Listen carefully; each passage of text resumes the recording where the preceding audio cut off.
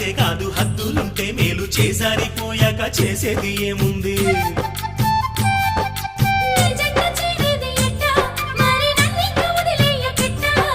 నన్నిట్ట వేధించకే ఓ భామ నీ మనసు మార్చే